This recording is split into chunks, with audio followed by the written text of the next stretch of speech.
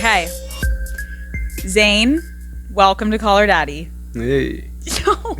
I'm so happy that you're here. We have to preface this with my fans are watching this like, where the fuck are you guys? We are in my childhood home, Daddy Gang, okay? Zayn and I are in my living room that I grew up in. Zayn got here and has had to look at all the embarrassing childhood photos of me. Thank you so much for coming. I've never done an interview. Photos, just for the record. What did you say? I didn't see any embarrassing photos. I think you hid them all. Actually, there's a couple. You'll see them on your way out, and then you'll never look at me the same. I have never done a podcast in my childhood home. So this feels like a little sentimental. Also, you never really do interviews. I don't. When is the last time you did something like this? I think I did an interview like 6 years ago. Was the last time I did one.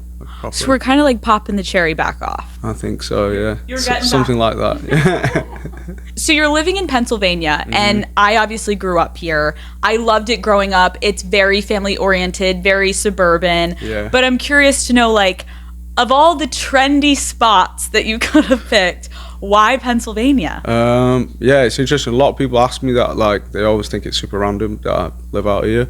I ended up coming out here with my ex a bit, like, and I fell in love with it. Like, it was just super, like, calm and chill, like you said, suburban. And I just wanted to, like, take a break from, like, the busy city, because, like, I was living in New York for 3 years at the time.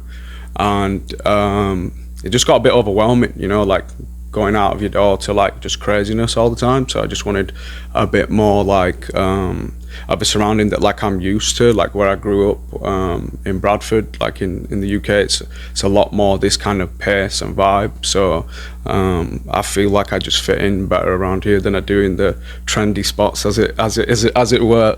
you know? You give trendy vibes, but I think I totally relate to that of like sometimes when you get I'll take that. Yeah. I give trendy vibes. You give trendy vibes. Like, look at your outfit. It's like pretty swaggy, but then you're also like hanging with the Amish folk. So it's like a good little juxtaposition, Zayn, okay? Yeah. But what I find interesting is I love that you said like you would be in New York City, and I'm assuming you would be going out and there's paparazzi everywhere taking photos of you. Pennsylvania, there ain't no paparazzi. No, yeah, that's a great thing. Are they finding you or no? No, there's none out here. I think there's like laws and stuff. They're not allowed to even take photos in certain places. And that's amazing. So, yeah, it's cool. Okay, the most important question, have you gone to Wawa yet? I have. Wawa's a nighttime lifesaver out here. I was like, how am I going to get along with Zayn if he hasn't like had a love for Wawa yet? No, so you love Wawa, yeah. Like late night studio sessions, there's nothing else open. You have to go to Wawa, get the meatball sub. Yeah. It is so fucking superior. I remember growing up and my excuse whenever I would want to go like meet up with boys would be like, Mom, like I just want to go get a Wawa sub. And she'd be like, you're not using Wawa as your cover up. Yeah. Okay, so I feel like, again, you're kind of this mysterious guy, Zayn. We don't really know too much about you. You're kind of under the radar. So can you take me through a typical day in the life of Zayn in Pennsylvania? Like, what are we doing? Make us feel like we're a part of your life. A typical day for me is, it kind of varies. It depends, you know, like what kind of mood I wake up in. But I take it pretty easy. Like I just...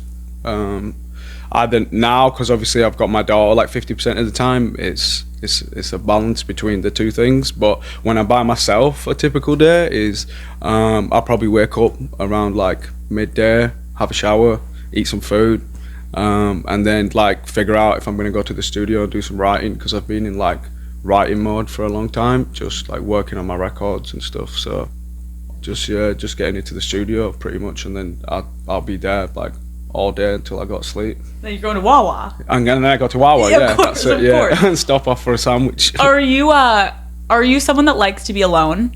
I like my own space. I like to collect my thoughts in like a more quiet environment. I feel like when there's a lot of people around, it kind of like just gets a bit hectic for me. Yeah, I like to chill by myself from time to time, but I don't mind hanging out with people now, like on occasion, you know what I'm saying? Like it has to be the right kind of environment, and I have to like want to be there, you know? No, I get that. I feel like that's also growing up. Like, I was recently talking to some of my audience. I was meeting them in person, and we're like, it's kind of weird when you just start to grow up.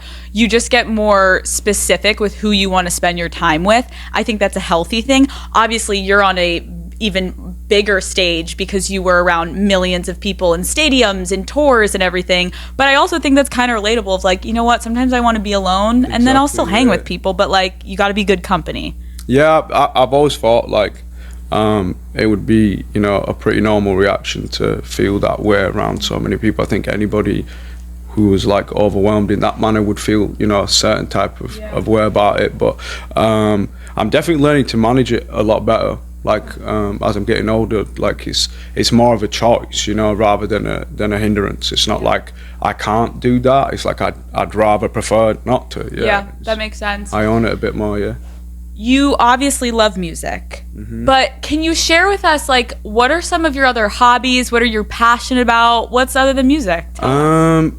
Like my main passion, I think, outside of music is art. I love to paint and I love to draw. I do a bit of cooking. Okay, tell me one of your dishes. Come on, I can't cook for shit. I can cook a lot of different things, but I like to cook meat, like specifically. Like I have a smoker outside, and I like to smoke like lamb, and I cook I'll do like grilled vegetables with it and stuff. Oh, but, yeah. Is this like new, or were you always good at cooking? I wasn't always good at cooking, unfortunately for me. No, my mum kind of spoilt me as a kid. So when I was living by myself, like at 17, there was some botch jobs done for some meals. Yeah, it wasn't great. Some disgusting stuff was going down for like sure. Mac and cheese. Yeah, horrible. Noodles. Yeah, just sandwiches, you know, out of like crisps. That's kind of nice to be able to know, like, you can cook. You're over there painting, you can sing. Okay, no big deal.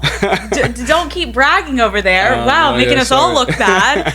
Do you have animals? I do, yeah. I've got a lot of animals. I have 3 cats, 3 dogs. Oh, do they get along? They're kind of like in different places. I have some dogs at one part of my house and the cats in the other. We have 3 turtles, 6 chickens. Do you name them all? No, I haven't. Not this time. I got too attached last time, and it made me really sad. Did the chickens die? Yeah. Oh God. I took my chicken to the vet to get a scan because something was wrong with her, and the vet laughed at me and said people don't bring chickens here. And then they still charged me for an X-ray, and then I took my chicken all the way home and cried, and she died in my arms. Yeah. Wait, Zayn, I'm like not laughing because it's funny. It is kind of funny, but not because the chicken died, but it's just funny seeing me take a chicken to the vet. And when you say you're holding your chicken, like, are you holding your chicken like this? Yeah, fully on my lap, yeah. She died on my lap. So you weren't crazy for going to the vet? No, yeah, she had something wrong with her. We tried to rescue them. They were going to be slaughtered, I think, and they had all kinds of things wrong with them, yeah. But I've got new chickens now, and they're all healthy and stuff, but I didn't name them for that reason. Okay, and what are the names of the cats? Salem, Dobby, and Vito. Dobby, is that from Harry Potter? It's from Harry Potter. He's a sphinx. He's a pink sphinx, yeah. So he looks a little bit like Dobby. Dobby! Yeah. Harry! That's so good. You're a Harry Potter fan. I'm a big Harry Potter fan. Zayn, I didn't know that about you. I wouldn't have pegged you as like a Harry Potter guy. Yeah. This is like really good vibes. It was my thing as a kid, yeah. That's really good. Okay, and what are the dogs' names? Zion, Zeus, and Thumper. Thumper? With an F, yeah. Thumper? Thumper. Like Thumper, but with an F. How did you come up with that? Bambi. Huh. Thumper, the rabbit. But you wanted an F. Yeah, Thumper thought sounded better. Yeah. It's better in my accent, Thumper, you know? Yeah, it does sound pretty good. Something I love to do on Call Her Daddy is like, the reason we all are the way that we are is because of our childhood, where we came from, who we were raised by, our environment growing up. Obviously, you living in Pennsylvania right now is so different from where you grew up in the UK, in Bradford, like you described. Can you explain to people that may not be familiar with Bradford, like, what was your upbringing like and what was that environment like? Where do you want me to start? Just wherever it feels right. Go ahead. Bradford's not obviously like Pennsylvania in terms of, you know, like the wealth and the way that it's like you know, looked after and taken care of. It's impoverished community. You know, there's people below working class there that have, you know, a hard environment that they're growing up in. You know, everyone's kind of got some issues going on at home, or something's happening, you know, even if it's on the street or whatever, wherever you go, there's a lot of confliction, you know. So it was very different to here in that sense, for sure. But I'm very grateful for where I grew up, because it definitely, like you said, shaped and molded a lot of identity for me. Early on, I was questioned, you know, and like interrogated about my identity because of my environment. Like, it's just the way it is. Like, you have to have a good understanding of who you are, and I'm really grateful for that. You know, it helped cement my own identity in myself, I think. When you talk about like people would question your identity, I know your family is not from the UK. Your family is Pakistani, and I'm curious, is that my father is, my mum's English. Okay. Yeah. So are you saying, like, is that how that was influenced? No, not necessarily, just in every sense of the word. Like, even like your fashion, the clothes you want to wear, the way you want to cut your hair, it was always, something was questioned, you know, if you weren't doing the norm that was like, that everybody was doing, or everyone was following, you know, everyone would wear a certain type of pant or a certain type of shoe, and if you weren't dressed that way, you would get questioned about it, you know, like people would be very like in your face and be like, give you shit. So you had to like have a bit about you so that you could, you know who you were and have a conversation back. Have a bit of wits about you, as it is, you know, street smarts, for sure. You got to be able to like hold your own. Exactly, yeah. And when you say people are coming at you, is it more like peer dynamics of, or is it more like authoritative figures? There's a balance, a mix, of everything. It's it depends, you know. There's the peer pressure in schools and stuff, but then it's on the street. If you go out there and stuff, if you're just trying to have a good time, you know, like, it's not as friendly fun, you know. It's a bit more like irate. There's a bit of aggression going on, you know what I mean? Yeah. Talk to me about where you grew up. Like, are you in an apartment? Are you in a condo? Are you in a home? I grew up in a terraced house, in a rented property. We never owned our own house. So yeah, it was a small house. There was like 3 bedrooms, kitchen, living room, but the streets like are all like, every house is like stuck next to the one next to it. You know what I'm saying? There's no space. You have a garden that's like enough for maybe a dog to sit in. So yeah, it's a bit different for sure. Yeah. So you have 3 sisters. Okay, and so you are the one boy and 3 sisters. I did have 3 sisters. Yeah. What was it like growing up with all mostly women around you? Like, how do you think that shaped you? I feel like I learned a lot of things like early on.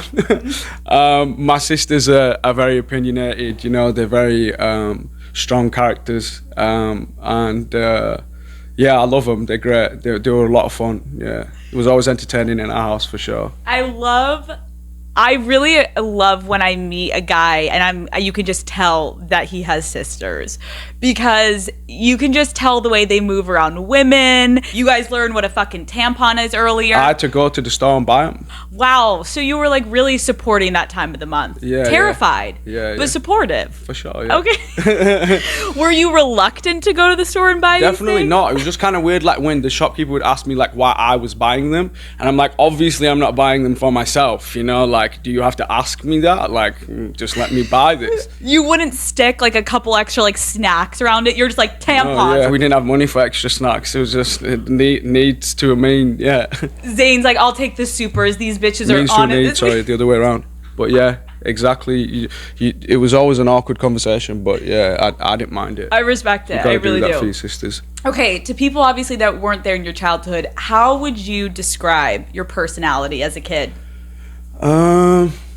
My personality as a kid, I think I was a bit of a cheeky chappy. Yeah, used to mischievous, used to get into all kinds of just childish stuff, you know, like climbing in places I shouldn't have been and falling out of trees and smashing windows and stupid things. Yeah. Oh. With a football.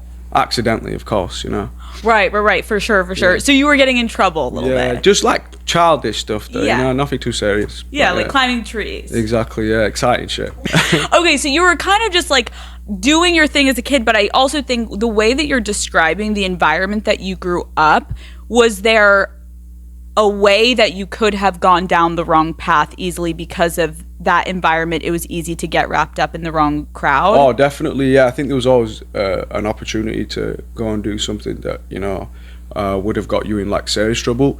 I was really lucky in the sense that like my mother and father like were super protective of that environment. My dad was always aware of, you know, the things that were out there, and he always explained stuff to me from a young age, and kind of kept me away from that, if I'm being honest. And that's where like I developed into being a person that likes to be by myself and like in my room, like singing, recording, writing. I got into, you know, poetry and things like that because I was in my room a lot, like, and I didn't like to be in them kind of environments. It was just a bit too much, you know. I was always a bit more of a reserved kind of guy, a bit, you know, artistic, wanted to do my own thing. I didn't really want to be in that, so my parents did a good job of keeping me away from it, I think. Did you get along with kids in school? Were you like the cool kid? Were you bullied? Like, what was the vibe? I think I got on with pretty much everyone, but I wasn't like, I was the type of person who only ever had like 2-3 close friends. I didn't have like a big group. Like, I knew people knew of me. I don't think I was the cool kid, but I wasn't bullied either. Like if people knew me, they were friendly with me. I feel like a lot of kids, we always have that like memory. Maybe it's financial, maybe it's something with the parents or the siblings or extended family, like of like a childhood memory that you remember your family kind of just being like stressed or going through something difficult, kind of like if you could remember kind of a childhood memory that you remember just being like stressed about something in your life. Like looking back at like childhood stresses, like I feel like a lot of them were so like finicky that it was just probably just some teenage shit, you know what I mean? It wasn't anything important. So I don't really look back at things like that in my personality, the way I am. Like I've never really like looked back and been like, oh yeah, this is one thing that like kind of was, you know, a stressful thing. I think life is interesting like that. I think, you know, it depends on what you're going through at that time and how you feel, and then you can reflect on it at a different point and feel completely differently about it. It's so interesting.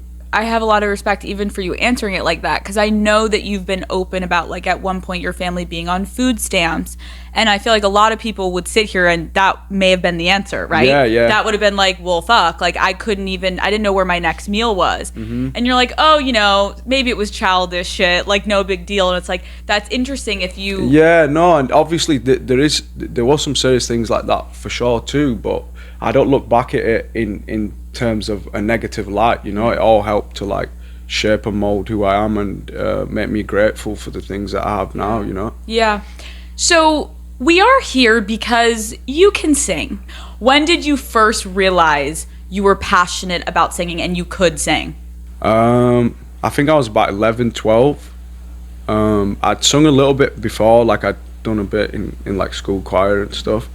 Funny story, I actually fancied like these 3 girls that were in choir, and they were triplets, and that's why I just was like, I'm gonna be in choir just so I can hang around these girls. And then it developed from there. When I went into high school, I went to a performing arts college, like specifically like majored in sports and performing arts. And they were doing the school production that year for Greece, and I auditioned. And nobody could sing, like at all, like in our whole school. And I went and did this like singing audition. Everyone was like, whoa, you can sing. And then my music teacher like recommended that I get like a couple of singing lessons and stuff. And then she said, I think you should go on X Factor, I think you've got a good chance. Like, and it just kind of went from there. Like, I love that the story started with, you know, there were these 3 triplets and it just felt right to join choir. I was like 8 as well, by the way. Just for the so swaggy. You're like, I gotta get in that class. I need to just spend this time. Right. So like your natural just like boy interest ended up, you realized something that you had a true talent. From the triplets to X Factor, you made it. So it's so funny too, because you say you wouldn't be where you are without your mom, because you didn't want to get out of bed the morning that you had the X Factor audition and your mom made you go. Why did you also not want to go initially? I think it was just nerves. I built it up in my head and I was like, yo, this is a massive thing. And yeah, I was like, I don't think I'm going to go today. And my mum's like, you are going. You're going right now. You're going to go see what happens. So yeah, I definitely owe it to her for that, for sure. Oh my God. And so did you like practice? You were practicing for it? Yeah, but I had no idea, no clue. Like they told us like we had to have like a backing track, like a karaoke version, and like I was so like inexperienced at that time that I didn't even know what that was. So like I was just planning on singing a cappella, so I was just gonna do it like without anything. And it was so weird for me to adjust to singing on a backing track. I was like, this is such a weird experience. I think even Simon looked at me a little bit weird, like when I did the a cappella, because everybody had backing tracks and stuff. But yeah. So that probably made you stand out though. I don't know. It could have worked either way. Maybe it made me sound really bad too. No, well, obviously not. Look where you're fucking sitting. Yeah, true. Wait, do you remember what you sang? Yeah, I do. Mario, Let Me Love You. And the reason I said that is because I've seen that performance back a few times and cringed every time I watched it. So yeah, it's not my best vocal performance. So there's a lot of nerves involved there for sure. But clearly there was something in there, Zayn. There's some talent, yeah. There's some potential. Acapella, and he just nails it. When you look back at that moment, obviously, is it like surreal? Like if you even had to like watch it back, like does it even feel like a lifetime ago? Yeah, it does. It feels like so much longer than it actually was. Yeah. Because so much stuff's happened in that time. Yeah, it's very interesting, very surreal. And I feel all them nerves again, like when I watch it, like I feel like I could like give myself a hug, you know, and be like, it's okay, bro. Because I'm like holding onto the mic for dear life. Please, nobody hurt me. It's so good. It's so good. So obviously then, X Factor, everyone came to you guys and they had this idea to invent One Direction.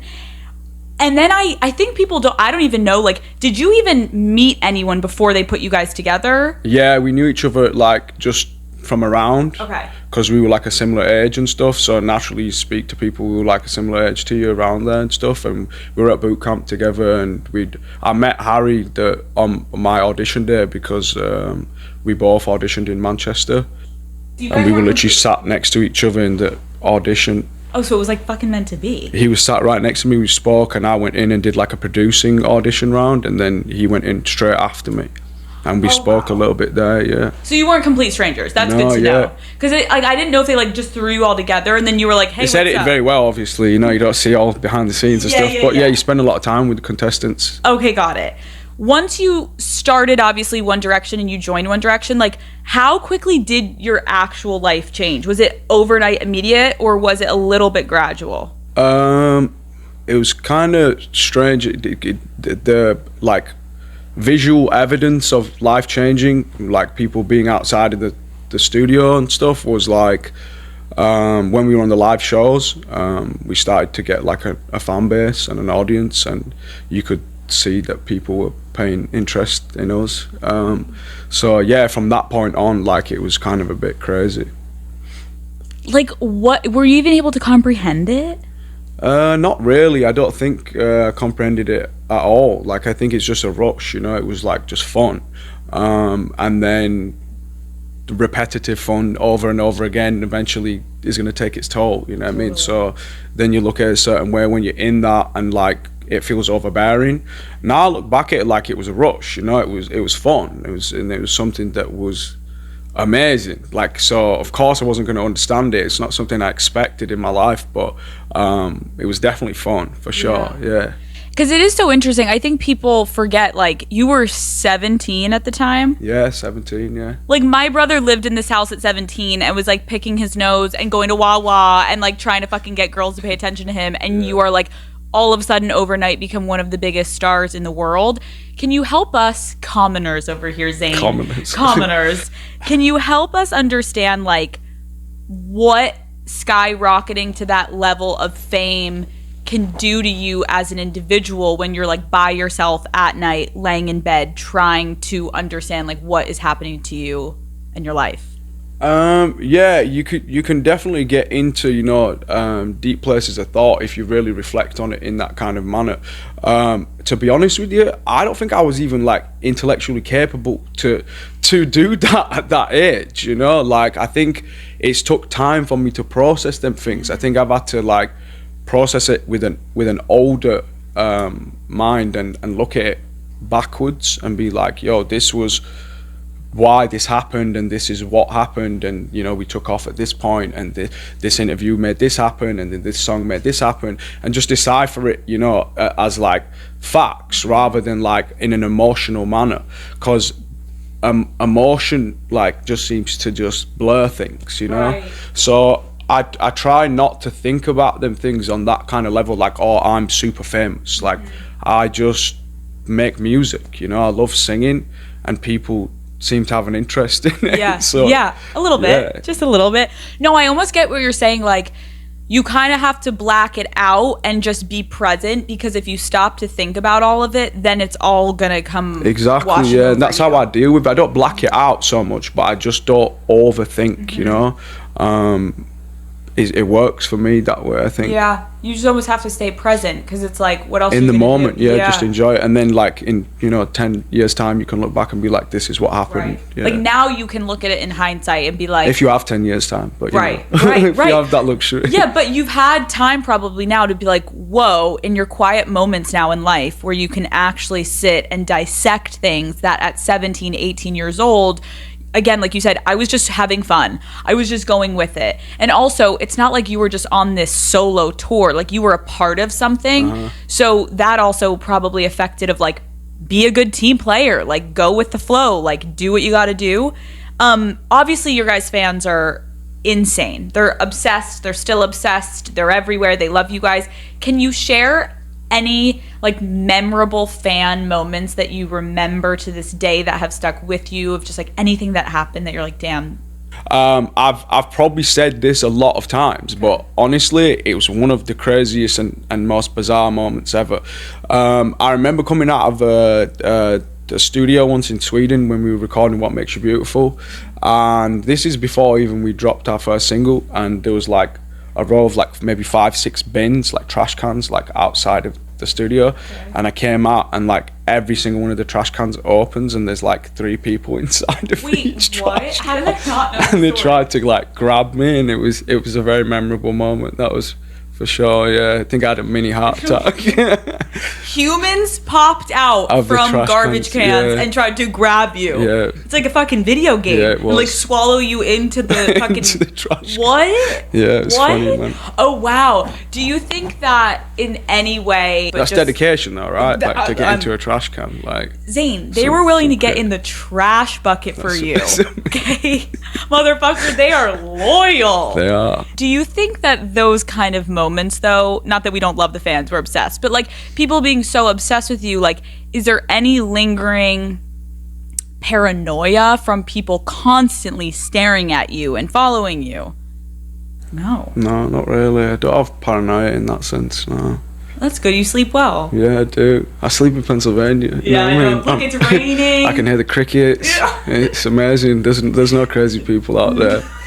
No one crazy in Pennsylvania. That's debatable. You're performing in front of massive crowds, and I know you're kind of saying like you were in the moment, but like, were you able to just easily get in front of all these people? Was there no fear or anxiety that came with like standing in front of thousands and hundreds of thousands of people when you're on stage? I think there was, but I don't think we had time for it. Like, there was no like, you have time to have anxiety or be nervous. You're just kind of gonna go do it, you know, like get on with it.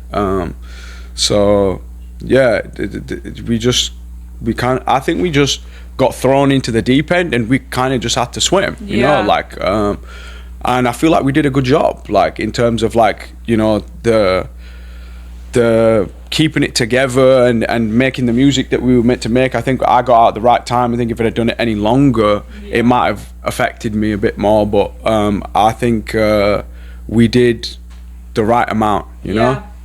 I think it's interesting too, because when you look at bands, or even just like any brand that has like multiple people attached to it, like everyone loves to put archetypes with people. Like the Spice Girls, for example, perfect example. You have to label everyone. And so for a boy band, it would be like the boy next door, like the bad boy, like the brooding one or the funny one. Like what persona do you think you played? They should make out that I was like the brooding, serious one. Yeah, but that wasn't necessarily my personality type. I think it's just a marketing scheme. You know, you got the Teletubbies, you've got Spice Girls, you've got whatever. Like it's just a marketing scheme. You know, like oh, this is this one. So I get it, but I don't think you can define an entire person to one personality trait. You know, we're a little bit more complex than that. Yeah, I don't know what my trait would have been if I'd have given myself one. It might have took a long time to come up with one if I was going to do that. So I can see why they just said, oh yeah, you can be the mysterious one. Yeah, it's interesting. I love the Teletubby reference. You're like, the Teletubbies, the Spice Girls, One Direction. I'm like, the fucking Teletubbies. But yeah, I think right. Simon was behind the Teletubbies too. Stop. Was he actually? Yeah, and the Power Rangers, yeah.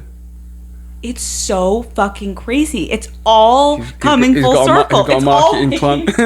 Fuck. No, but it's interesting. So I was going to ask, like, I agree. You kind of had this, like, brooding, mysterious personality, and that's why I'm excited to sit down with you today because, again, those stereotypes that were put onto people, I'm curious if, first of all, who comes up with that? Marketing people, I guess. I'm guessing so. Yeah, it's not like the fans. It kind of just happens. Well, yeah, and maybe some of the fans kind of, like, naturally say this too, you know what I mean, from like pictures and things like that. Like, so did you agree? So you didn't agree with it, but do you think you leaned into it more, or do you were just I think whatever? I just had one face to pull, you know. In my I was doing the Zoolander, like that was it, you know what I mean. I was only a young kid, I didn't know what else to do. I get it. If anything, maybe it made it easier because you're like, this is just my lane. Yeah, this is me. Just stick with this. They won't ask me too many questions. Do you think you're mysterious?